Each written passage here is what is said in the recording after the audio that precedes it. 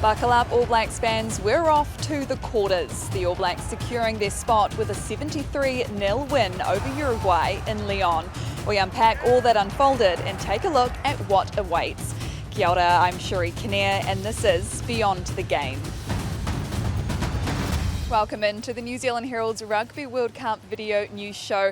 I'm joined by News Talk ZV rugby commentator Elliott Smith. We're outside OL Stadium where the All Blacks have just left Uruguay scoreless. Now, it wasn't an all-perfect match. We will get into that shortly. But Elliott, job done. 5 points they wanted out of it competition-wise. They got them. They had it pretty much locked away before half-time. It was scratchy for periods, but if you put that scoreline to Ian Foster and the All Blacks at the start of the game, or just before the start of the game, I think they would have broken your arm off to take it. They've got the job done and they can move on to the quarterfinals next week. The first half was a bit frantic, a lot of sloppy handling errors from the All Blacks too.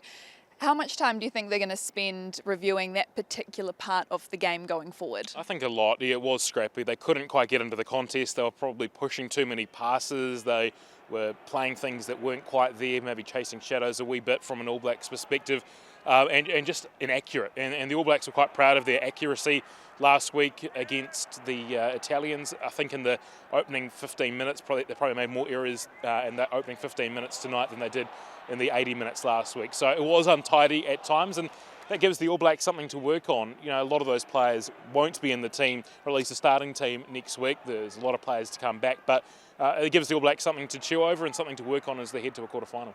Well, we did speak to some of the players after the game to get their assessment and check in on how they're feeling ahead of the quarterfinals. Yeah, it was a bit of a grind to start with. Uruguay are hard on the ball and they disrupted us at the breakdown. They've got Manuel Adeo there, and he's a top turnover recipient in the competition at the moment, so we knew what we were expecting, but unfortunately we couldn't knock it on the head early. Then boys, problem solved pretty quickly and we got onto the flow after that. Footy's not perfect, and there are days where we do, get little starts like that, but like I mentioned before, just the credit to the boys for problem solving and staying in it. Can't really afford to crumble, and it's, I think, for us moving into playoffs, it's sort of a situation that we don't mind being put under, and I know for sure moving forward there's going to be a lot of learnings out of it. So yeah. We just worry about the day in front of us pretty much, and we controlled our week again this week with great prep and treated Uruguay with the respect they deserve, and we'll do that to whoever we're facing in the quarterfinals, so it's exciting. This whole tournament we've been put in different situations, and obviously tonight with the pressure Uruguay put us under, it really I think gave us everything we need, and I know there's still a lot to work on, and I know the boys' excitement and presence will be up for it heading into next week, and I know that it's going to be full of excitement and eagerness to get into it and represent our country with pride. So yeah. Well, Ian Foster made 9 changes to his starting side for this game. Among those changes, Damian McKenzie at fullback. What did you like from his performance? Yeah, I thought he was good. Ran really solidly with direction, with purpose. So I thought it was a really good game from Damian. Bagged himself a couple of tries. I thought his kicking was good. Took over the goal kicking for a wee bit as well. So I think all in all a pretty good performance from Damian McKenzie. And Ian Foster can just put that in his back pocket, knowing that while Mo'unga and Barrett are their preferred starting combination, Damian McKenzie is still capable of playing both 10 and 15 at test level as well.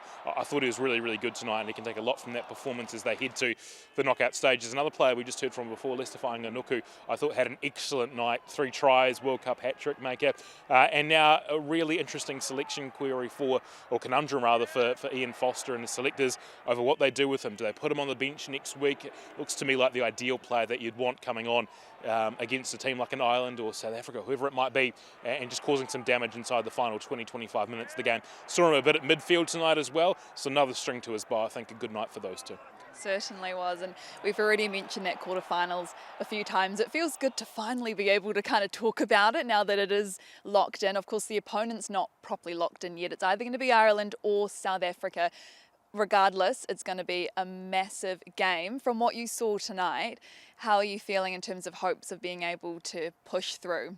I think I liked last week's performance better. Tonight was a wee bit inaccurate. Uruguay, did what they could, especially in the opening 25 minutes, to put some pressure on the All Blacks. They fell out of it later on. I think if you're going to look at the two performances, you take a wee bit out of the Italian performance, but also what you need to work on out of the Uruguayan effort tonight for the All Blacks. So there are things to work on.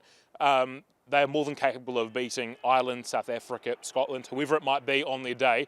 They're more than capable of doing so. The problem, obviously, is that these are all the top 4 sides in the world. Usually this is semi-final football. It's come a week early at the quarterfinals. The All Blacks need to rise to the occasion, whoever they get, and play one of the best matches of the last 4 years. Certainly it's going to be a really big week ahead. Before we go, though, let's take a quick look at the points table to see how things stand in Pool A. We're currently on top with 15, but one pool game remains, France versus Italy, so this won't be the final standings, but the All Blacks are locked into the quarterfinals thanks to the bonus point they picked up today. The final game's result will determine which quarterfinal match we progress to. Well, that's it from us here, signing off from OL Stadium. Thank you so much for joining me. Elliott, a big week ahead for the All Blacks. We'll be keeping you up to date with all of the latest. Thanks for joining us on Beyond the Game. Thanks for checking out our YouTube channel. To stay up to date with all the latest news from the New Zealand Herald, click the subscribe button below or check out one of the videos here, and head over to nzherald.co.nz for more details on these stories and more.